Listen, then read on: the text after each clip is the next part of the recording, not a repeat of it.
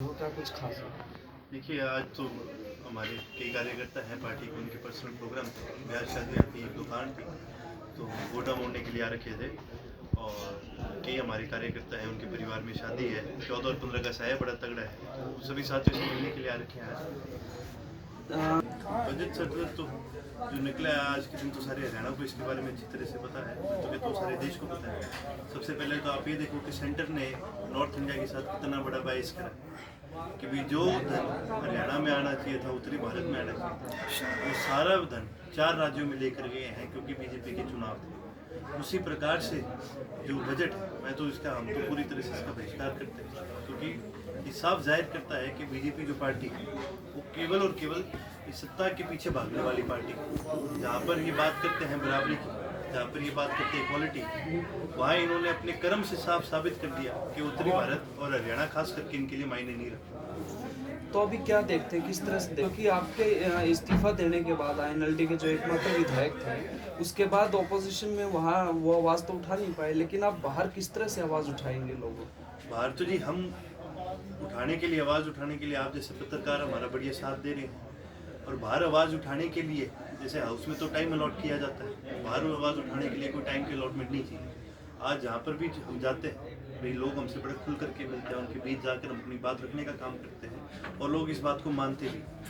भारत देश के अंदर 4120 विधायक हैं और 788 MP, लेकिन एकमात्र सिर्फ चौधरी अभय सिंह जी ऐसे विधायक हैं जिन्होंने किसानों के पक्ष में इस्तीफा दिया। वो एकमात्र ऐसे विधायक हैं तो इस बात से उनको बिल्कुल डर नहीं है कि भी आगे उपचुनाव आएगा या नहीं आएगा। आधे से ज़्यादा जो आज के दिन विधायक बैठे हैं वो तो डरते इस बात से हैं कि भाई सरकार के खिलाफ बोलते हैं, कहते हैं हम किसानों के साथ, लेकिन इस्तीफा दे के बीच में आ नहीं सकते, क्योंकि उनको भी कहीं ना कहीं उनके दिल के अंदर ये डर है कि भी आज तो तुम विधायक बन के दूसरी बार के बेरा तुम्हारा नंबर ना सोच चुके हैं, लेकिन किसानों के बारे में तो सरकार ने एक लफ्ज़ भी नहीं बोला।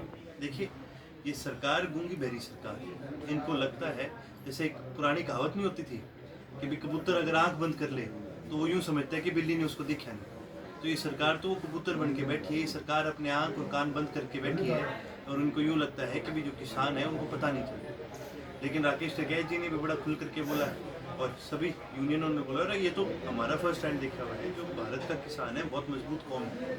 अगर सरकार को लगता है कि अगले 4 साल 3.5 साल ये ऐसे टपा देगी, तो ये सरकार का बहुत बड़ा वहम है।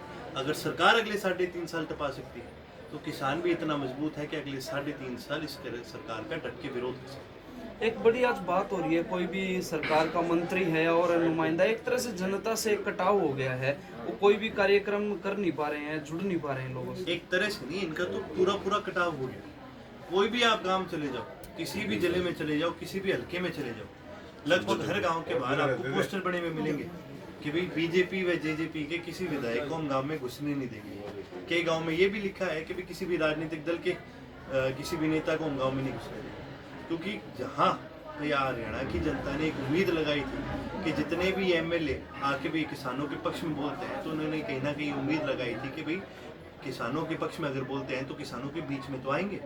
आज जितने भी विधायक हैं अपने घर बैठे बैठे फेसबुक पे, यूट्यूब पे वीडियो तो डाल देंगे हम किसानों के पक्ष में हैं, लेकिन आप बॉर्डर पे जाके देखियो, इनमें से कोई भी ऐसा नहीं है जो सिंगू पे, टीकरे पे किसानों के बीच में जाके बैठने का काम करता है। बैठना तो दूर की बात, कोई ऐसा नहीं है जो जाके उनका हालचाल ही पूछ ले, भाई गर्मियाँ आ रही है, कोई ये जाके नहीं पूछने वाला कि भाई आपको कूलर चाहिए कि नहीं चाहिए।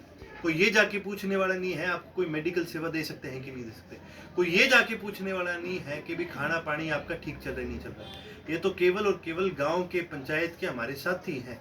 गांव के जब सारा गांव इकट्ठा सामाजिक तौर पर इकट्ठा होके भी वहाँ बॉर्डर पर जाके लोगों की मदद कर रहे हैं, ये सिर्फ गांव की पंचायत है, ये गांव की राजनीति है, जिस वजह से ये आंदोलन चल रहा है। कोई नेता, कोई राजनीतिक दल, कोई MP MLA, कोई भी ऐसा इनमें से किसी पार्टी में से आज तक किसानों के बीच में जाके उनका हालचाल पूछने के लिए भी नहीं है।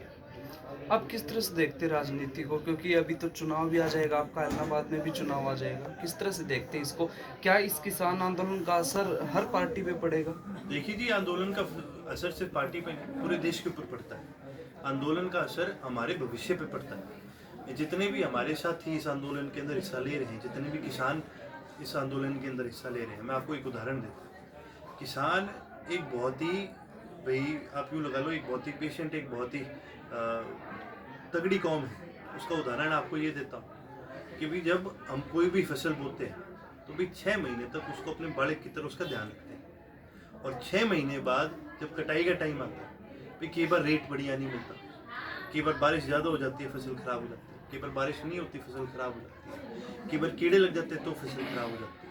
ये कोई गारंटी नहीं है कि अगर आज आपने फसल बोई है 6 महीने बाद आपकी पक्की उतनी आएगी, कई बार नुकसान भी उठाना पड़ता है।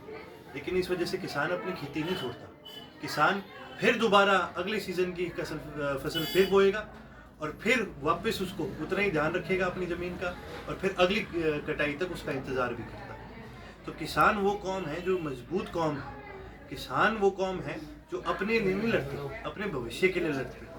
आज बॉर्डर पे जितने बुजुर्ग किसान बैठे हैं वो इसलिए नहीं बैठे क्योंकि उनको आज एमएसपी चाहिए, वो आज इसलिए बैठे हैं क्योंकि वो लड़ाई अपने भविष्य के लिए लड़ रहे हैं, जो उनके आगे बेटे आएंगे, जो उनके बच्चे आएंगे, जो हमारा भविष्य है, इस देश का भविष्य, उसके लिए लड़ने का काम कर रहे हैं। तो ये राजनीति नहीं है, आप ये मान करके चलो ये एक रेवोल्यूशन है।